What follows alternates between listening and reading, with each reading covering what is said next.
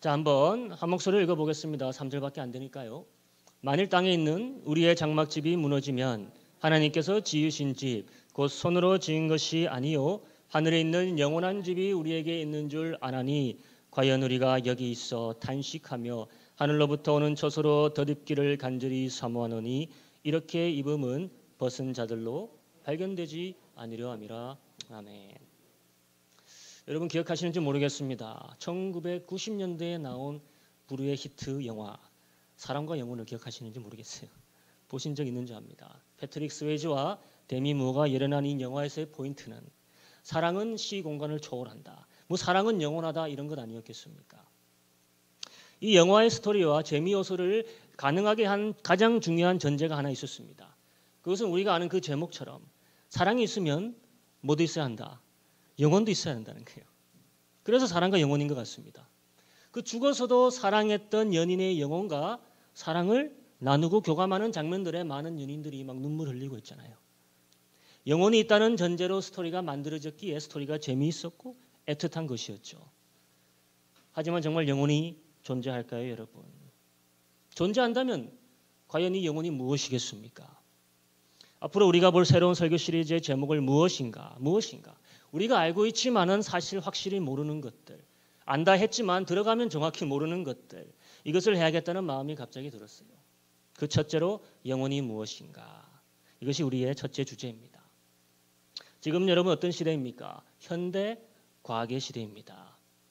현대 과학이 지금까지 오는 동안 영혼이라는 주제는 철저히 배제해 왔습니다. 왜냐? 과학의 전제는 모든 것이 무엇으로 구성되어 있다? 물질로 구성되어 있다. 지금 그래서 모든 대학교의 강당이나 철학가, 사상가의 논쟁에서는 영혼에 대한 주제는 완전히 배제되어 있습니다. 그것은 물질적으로 보이는 것도 아니고 실험적으로 증명되는 것도 아니기에 논의할 가치 자체가 아예 없는 것으로 취급당하고 있습니다. 그래서 영혼의 다른 이름, 지금은 의식이라는 뇌의 물리적, 화학적 작용으로 지금은 받아들이기까지 하고 있습니다. 그런데 사람들은 본인은 영혼의 존재를 믿지 않는다, 부정한다. 나는 과학적이고 의성적인 집단에 속해 있다 표명하더라도 설문조사를 해봅니다. 그러면 60%의 사람들은 아직도 영혼을 믿는다고 말해요. 더 놀라운 것은 80%의 사람들은 천사나 악마의 존재를 여전히 믿는다 합니다. 그럼 그 80%의 사람들이 말하는 것은 물질적 세상이 너무 다른 세상이 있다 없다. 있다는 것을 믿는다는 거예요. 다른 영적 현실이 있다는 존재를 수긍한다는 거예요. 그렇다면 영혼의 존재를 믿는다는 60%는 사실 저평가된 거예요. 더 많은 사람들이 영혼의 존재를 이 과학 시대에도 여전히 믿고 있다는 것이에요. 그 왜 그럴까요? 본능적으로 사람은 영혼의 존재를 갈망하고 있기 때문일 겁니다. 또는 영혼의 존재로 인해 실질적인 영향을 어디선가 지금 받고 있기 때문일 거예요. 우리는 이 영혼의 문제를 살면서 가장 심각하게 생각하는 사람들로 여기 와 있잖아요. 우리는 영혼이 잘 되기를 다 바라는 사람들입니다. 요한 3서 1장 2절 한번 읽어볼까요? 사랑하는 자여 내 영혼이 잘된 같이 네가 범사에 잘되고 강건하기를 내가 간구하노라. 우리는 육신도 육신이지만 이 영혼이 잘되기를 범사에 바라는 자들이다. 그렇기에 그 영혼이 무엇인지 최소한으로 알아야 될 부분들이 있더라 이것입니다. 저도 이번에 이 영혼에 대한 것들을 준비하면서 몰랐던 것이 너무나 많았던 것을 발견했습니다. 오늘 이 한 번의 말씀으로 영혼에 대한 궁금증이 다 풀릴 수는 없습니다. 하지만 적어도 영혼이 무엇인가 세 가지만을 바라보면서 이 세 가지가 내 영적 생활에 큰 유익이 되시기를 축원합니다. 첫째, 영혼이 무엇인가? 영혼은 나라는 존재의 뭐다? 핵심입니다. 영혼은 나라는 존재의 핵심입니다. 최근의 과학적 증거들을 보면요. 다시 영혼의 존재, 보이지 않는 세계에 대한 존재의 논제가 도마 위에 올라와 있습니다. 전통적 과학은 사람을 볼 때 영혼에 대한 존재 여부를 철저히 배제한다고 했어요. 그게 전통적 과학의 입장이었습니다. 하지만 요즘 시대 환경의 중요성을 매우 강조하는 과학 시대에 살아있는 것들에 대한 가치에 대해서 다시 논의하고 있을 때 인간에 대한 가치를 논의하던 중 영혼의 논제 여부에 대해서 다시 토론하기 시작했어요. 또한 물리학에서 양자학 같은 거 있잖아요. 보이지 않는 세계에 대한 인식이 더욱더 커지고 있고 그중에서 인간에 대한 영혼의 논의도 시작됐습니다. 심리학에서도 뇌신경의학계에서도 새롭게 논의되고 있습니다. 영혼의 존재 여부에 대한 설명 중 하나가 우리는 우리 몸과 나라는 존재를 어려서부터 다르게 인식하며 자란다는 거예요. 우리의 내적 활동이 나라는 자아의식을 만들어내는 것이 아니라 마치 자아라는 의식 자체가 독립적으로 존재해서 이 물리적 뇌 활동에 영향을 오히려 끼친다고 합니다. 그것이 사실 과학적으로 증명이 되고 있는 거예요. 아이들은 어려서부터 이것을 자연스럽게 체득하며 자란다고 해요. 아이들은 자기 몸을 보면서 자기와 몸을 따로 구분해서 생각한답니다. 그게 자연스럽다는 거예요. 내 손이지만 내 발이지만 다 내 것이지만 나라는 주체는 이 몸, 발, 다른 몸의 부분의 합과는 완전히 다른 개체. 자연스럽게 그것을 인식하며 자란다는 것이에요. 그래서 어린이들은 태생적으로 영혼의 존재를 믿고 신의 존재를 자연스럽게 받아들인답니다. 인간 감정에 대한 연구에서도 이게 드러납니다. 감정이 과연 뇌에서 만들어내는 작용이냐? 이제 결론은 아니라는 거예요. 더욱더 연구가 진행돼야겠지만 마치 우리는 따로 존재하는 개체로서 거기서 생성되는 감정을 통해서 우리의 뇌신경의 패턴까지도 바꾼다고 합니다. 그러니까 뇌가 우리를 조정하는 것이 아니라 뇌가 아닌 무엇인가가 우리 뇌의 작용을 조정한다고 하는 것이에요. 한동안 이 전통적 과학에 밀려 신학계에서도 이 영혼의 존재를 마치 정신이라는 것으로 격화시킨 전적이 있습니다. 하지만 말했듯이 우리는 인간이 두 가지 존재로 존재한다는 것을 어려서부터 본능적으로 안다고 해요. 하나는 이 보이는 이 몸이고 하나는 그 몸과 함께 존재하는 나라는 다른 개체, 따로 있다는 것을 자연스럽게 받아들인다는 겁니다. 하지만 우리에게 있을 진짜 포인트는 이것입니다. 우리는 이미 영혼이 존재함을 믿고 있잖아요. 이 몸이 썩어지면 내가 끝나는 것이 아니라 나는 여전히 존재합니까? 존재하지 않습니까? 여전히 존재해요. 그게 영혼이죠. 오늘의 본문 말씀을 함께 다시 봅니다. 고린도후서 5장 1절 만일 땅에 있는 우리의 장막집이 무너지면 하나님께서 지으신 집 곧 손으로 지은 것이 아니요 하늘에 있는 영원한 집이 우리에게 있는 줄 아나니. 자, 한번 보세요. 땅에 있는 이 장막집이 무엇을 말하는 거겠습니까? 육체, 이 몸을 말하죠. 그러니까 육신은 우리 존재 자체가 아니라 우리의 실질적 존재, 우리의 영혼이 머무르고 있는 단지 뭐다? 보금자리 장막집일 뿐이라는 거예요. 그리고 이 육체가 땅에서의 이 장막집이 무너질 때 우리는 없어지고 소멸되는 것이 아니라 무엇을 얻는다? 새 집을 얻는다는 거예요. 사람이 지은 집이 아니라 누가 지은 집? 하나님이 지은 집, 하늘의 집. 이건 두 가지를 말합니다. 실제로 하늘에 있을 우리의 처소를 이야기하는 것이고 또 하나는 우리의 영혼이 새로 입을 이 영혼의 새 처소, 새로운 몸, 신령한 몸. 더 이상 죽음과 병과 고통과 상관없는 부활의 몸이 우리에게 주어진다는 것이에요. 그래서 나라는 존재는 이 육체에 있는 것이 아니라 어디에 있다? 영혼에 있다라는 것이에요. 2절 3절 한번 읽어보세요. 과연 우리가 여기 있어 단식하며 하늘로부터 오는 처소로 덧입기를 간절히 사모하노니 여러분 이렇게 이 부분 벗은 자들로 발견되지 않으려 함이라. 두 사람의 종류가 나옵니다. 하늘로부터 오는 처소를 덧입을 자들이 있는가 하면 그렇지 못해서 벌거벗을 사람들. 이것이 부끄러운 것이라고 말하고 있습니다. 그런데 더 놀라운 것은 우리가 덧입을 이 새로운 이 몸, 새로운 처소가 내 것이 확실하다는 것으로 담보를 주셨답니다. 한번 그 다음 절 볼까요? 5절 곧 이것을 우리에게 이루게 하시고 보증으로 성령을 우리에게 주신 이는 하나님이시니라. 우리 영혼의 새 처소, 이것의 보증으로 하나님이 주신 분이 누구다? 성령이다. 그러므로 우리의 영혼에 이제는 누가 같이 가는 겁니까? 하나님의 영, 성령이 무엇으로? 보증으로 거하신다는 거예요. 아멘. 그래서 첫 번째 포인트, 영혼이 무엇인가? 영혼이 나입니다, 여러분. 세상은 그 육체가 나라고 하지 않습니까? 물론 시간이 지나면 과학이 더 발달하면 언젠가 그 관점도 바뀔 수 있어요. 하지만 그때까지 기다리는 것은 어리석은 일입니다. 우리는 이미 말씀을 통해 알고 있는 거예요. 이 육체는 내가 단지 거하는 처소요. 진짜 나는 이 처소 안에 뭐다? 영혼이다라는 것입니다. 그 영혼을 위해 하나님께서 새 처소를 준비하셨고 그 보증으로 우리에게 무엇을 주셨다? 성령을 주셨다는 거예요. 정말 간단한 팩트이죠.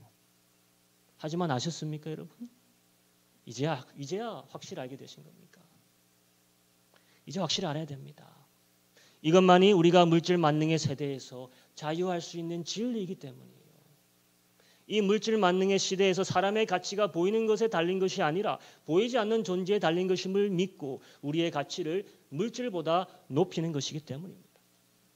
그래서 인간의 진정한 존엄과 가치는 바로 이 영혼이라는 존재를 인정하면서만이 회복된다는 것입니다. 두 번째, 영혼은 무엇인가? 영혼은 영과 혼이다예요. 영과 혼이다. 뭐 당연한 말 아니냐 물어볼 수 있겠지만은 여러분 이 말로 인해서 초기 교회가 갈릴 뻔한 전적이 있습니다. 뭐 어차피 갈라졌어요. 동방교회, 서방교회로 결국에는 갈라집니다. 그 분열한 이슈 중 하나가 바로 이거였어요. 영과 혼이 따로 존재하냐 아니냐. 영과 혼이 따로 존재한다라고 논증했던 사람이 하필 결국에는 이단자로 낙인 찍힘으로 말미암아 사람이 영과 혼과 육 세 가지로 구성됐다는 삼불설까지 이단으로 통째로 낙인 찍혀버렸습니다. 지금은 어떠냐? 영혼을 하나로 단일하게 보는 입장과 영혼을 영과 혼으로 다르게 보는 입장 모두 성경적이라고 교계에서 보고 있습니다. 그 둘 중에 어떤 것이 더 유력하냐를 보이려고 하는 것이 두 번째 포인트가 아니라 영과 혼이 만들어진 창조적 배경을 다시 제대로 보고 영혼에 대한 좀 더 진지한 관점을 내가 가지자 이거예요. 창세기, 영과 혼이 만들어진 배경을 설명하는 곳은 다름 아닌 창세기입니다. 모든 만물이 어떻게 만들어진지 설명하는 그곳에 영과 혼에 대한 말씀이 있습니다. 창세기 2장 7절로 우리가 같이 가보도록 합니다. 한번 읽어보겠습니다. 여호와 하나님이 흙으로 사람을 지으시고 생기를 그 코에 불어넣으시니 사람이 생영이 된지라. 자, 여기서 인간을 구성하는 세 가지 객체를 볼 수 있어야 하고 하나님의 창조의 은혜를 느낄 수 있어야 합니다. 먼저 하나님이 그의 손으로 흙을 사용해서 만든 것이 무엇일까요? 육체라는 것입니다. 그게 살아있는 사람입니까? 육체예요. 영혼에 뭐라고요? 아까 했잖아요. 영혼이 거할 수 있는 거처. 흙으로 만드신 것은 몸입니다. 그런데 그것만으로는 살아있는 모습이 아닙니다. 그 다음에 그 몸에 불어넣은 것이 있다 합니다. 뭘 불어넣으셨다 했습니까? 생기라 했어요. 이것이 바로 스피릿, 영입니다. 하나님이 하나님의 영을 지금 육체에 불어넣었다. 그 다음이 중요합니다. 그러니까 그 결과가 뭐로 나왔다고 합니까? 생영이에요. 이것을 풀어보면 살아있는 혼이란 뜻입니다. 그러니까 이 인간 창조의 공식을 지금 우리가 마음속에 집어넣어야 됩니다. 영은 어디서 왔습니까? 하나님에게서 왔어요. 육은 어디서 왔습니까? 땅에서 왔어요. 그럼 그 결과물이 뭐냐 이거예요. 살아있는 혼이라는 것이에요, 여러분. 생혼, 혼이 결과물이라는 것입니다. 우리말에는 생영이라 되어 있어서 그게 영인지 혼인지 구분이 안 되는 것뿐입니다. 그럼 나라는 존재는 어디에 가장 가깝다 이야기할 수 있을까요? 육입니까? 영입니까? 그 결과물 혼이에요. 우리가 우리라고 할 수 있는 가장 특성 있고 남과 차이 있고 내가 나라고 느끼는 이 자아가 어디에 있다는 것이다. 혼에 있다는 것입니다. 이 관점을 가지고 성경을 봐야지 이해되는 것이 훨씬 많이 생깁니다. 창조된 아담의 모습과 성육하신 예수님의 차이가 같은 사람으로서 무엇인지 알려주는 구절이 나옵니다. 고린도전서로 우리가 다시 가보도록 합니다. 고린도전서 15장 45절. 기록된 바 첫사람 아담은 산 영이 되었다함과 같이 마지막 아담은 살려주는 영이 되었나니 여러분 그러나 먼저는 신령한 자가 아니요 육 있는 자요 그 다음은 신령한 자니라. 자, 이제 이 말씀을 보고 우리가 바로 된 해석을 할 수 있어야 됩니다. 기록된 바 첫사람 아담은 지금 영이라 했죠. 산영. 근데 창세기에서 2장을 보니까 뭐라고 번역해야 합니까? 산혼이라고 해야 되는 거예요. 첫사람 아담은 하나님의 영을 받아서 살아있는 뭐가 된 거다? 혼이 된 것입니다. 생각하고 말하고 느끼고 사랑할 수 있고 본인의 자유의지가 있는 독립적 개체 혼이 되었다는 거예요. 하지만 두 번째 아담은 혼이 아니에요. 왜냐? 살려주는 것은 뭐기 때문에? 영이기 때문이에요. 그래서 마지막 아담 예수는 살려주는 혼이라 안 하고 살려주는 뭐라 한 것입니까? 영이라 한 것입니다. 첫 아담과 마지막 아담의 차이는 그래서 뭐와 뭐다? 혼과 영의 차이다 이거예요.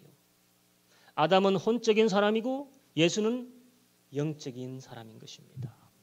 그래서 아담은 땅에 속한 사람이요 예수는 하늘에 속한 사람입니다. 혼은 잘합니다. 혼은 배웁니다. 혼은 부모님의 영향을 받고 혼은 유전적 영향도 받습니다. 사회적 영향을 받고 학습하는 것이 우리의 혼이에요. 왜? 혼은 이 육체와 밀접한 연관이 있기 때문이에요. 하지만 우리가 주님의 말씀을 다시 한번 묵상해 보겠습니다. 요한복음 3장 6절에 7절 니고데모에게 하신 말씀이죠. 한번 읽어보겠습니다. 육으로 난 것은 육이요 성령으로 난 것이 영이니. 7절 그래서 우리는 어떻게 한다? 내가 네게 거듭나야 하겠다는 말을 기이 여기지 말라. 우리는 뭐 해야 한다? 거듭나야 한다. 어떤 사람이 되기 위해서? 영적 사람이 되기 위해서요. 성령으로 난 것만이 뭐다? 6절을 보면은 영이라는 것이에요. 그 예수가 바로 살려주는 영적 사람으로 성령을 주시는 분이라는 겁니다. 예수가 우리를 혼적 인간이 아니라 영적 인간으로 다시 뭐하게 하시는 분이다. 거듭나게 하시는 분이다 이 말입니다. 기억해야 합니다. 성령으로 난 것이 영입니다.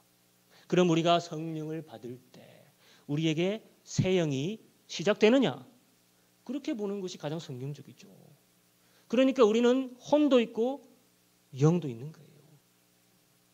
그런데 성경에서는 내 자라는 것이 혼으로도 존재하고 또 영으로도 따로 존재한다고는 하지 않습니다. 여기서 사람들이 이제 갈리는 거예요.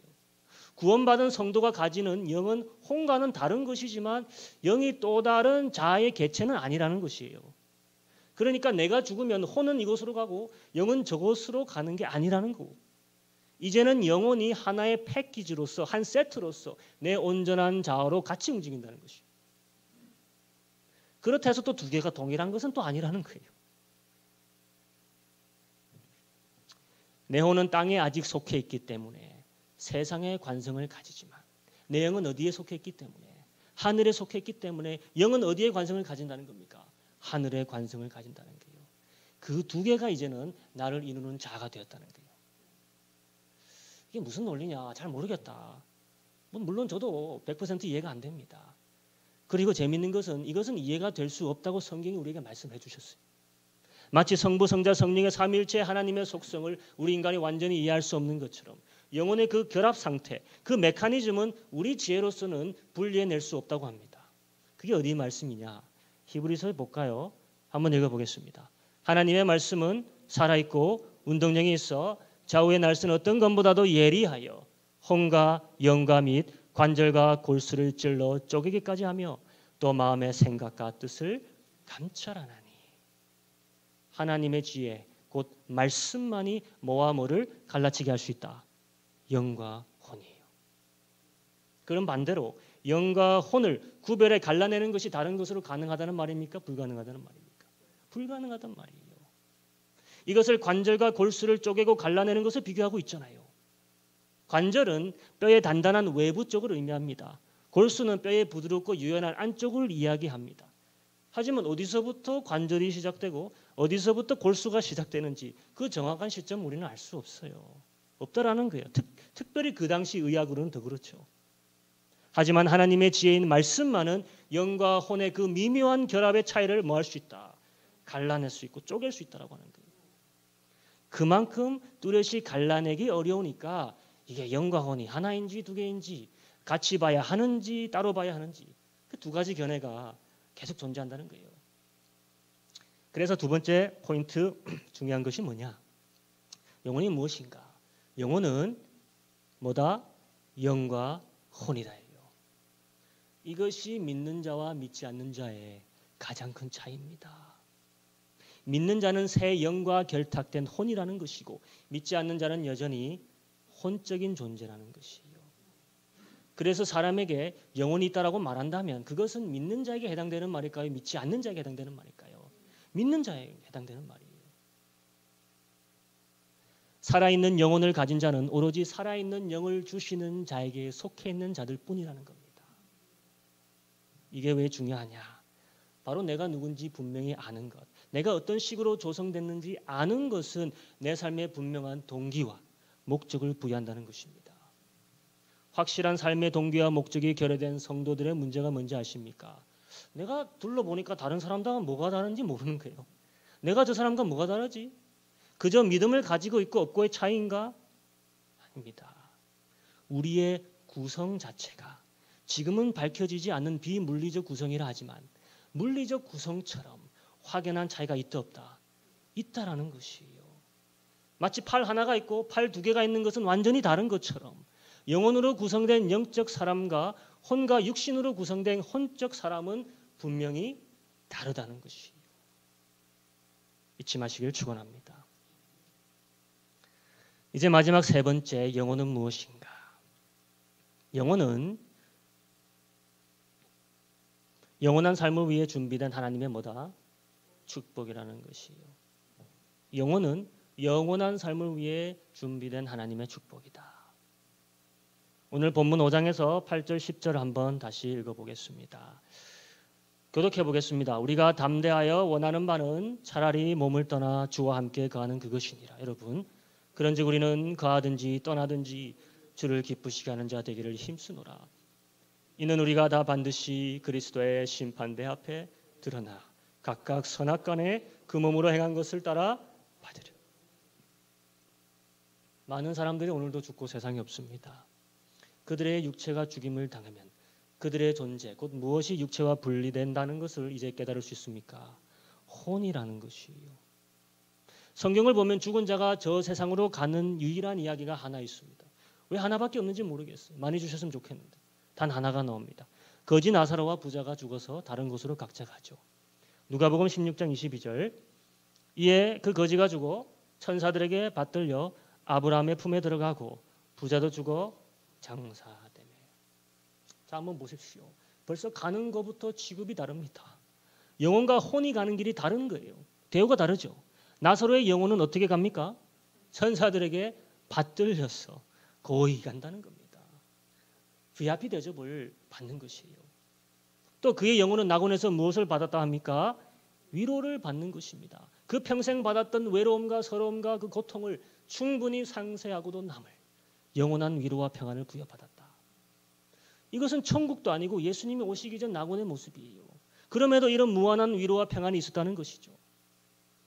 반대로 부자는 어떻습니까? 죽어서 어떻게 됐다 합니까? 그냥 죽어 장사됐다 하죠. 그게 다예요. 그냥 죽은 몸뚱어리처럼 얘기하는 겁니다. 죽은 몸뚱어리가 빨리 처리돼야 하는 것처럼 취급당하는 거예요. 그리고 깨어보니까 부자의 혼은 이미 어디서 고통받고 있는 거예요. 불 속에서, 지옥에서요. 내가 왜 여기 있지? 혼란이 왔을 겁니다. 하지만 재미있는 것은 곧 자신이 왜 여기 왔는지 부자는 알게 됩니다. 스스로 알게 돼요. 인정하게 됩니다. 그래서 아브라함이 그 이유를 자세히 설명할 때 어떠한 토도 달지 않습니다. 아브라함이 그에게 주는 이유를 한번 들어봅니다. 아브라함이 가로되 얘야 너는 살았을 때 내 좋은 것을 받았고 나사로는 고난을 받았으니 이것을 기억하라. 이제 저는 여기서 위로를 받고 너는 고민을 받느니라. 지금 부자가 지옥에서 고통당하는 것은 그가 선악간에 몸으로 행했던 악한 일들 때문이라는 것이에요. 여러분, 네 좋은 것을 받은 것이 문제입니까? 좋은 것을 받은 것은 문제가 아니에요. 그것을 뭐로 다 받아냈다는 겁니까? 내 몸으로 어떻게 받아들였느냐가 심판의 기준이 됐다는 것이에요. 다시 고린도후서로 와서 5장 10절 같은 부분을 이야기하고 있습니다. 이는 우리가 다 반드시 그리스도의 심판 앞에 드러나 각각 선악간에 그 몸으로 행한 것을 따라 받으려 함이니. 부자는 자기 집 문 앞에 나사로를 평생 무시하면서 돌아보지 않았던 그 죄 때문에 지금 지옥 불 속에 들어와 있습니다.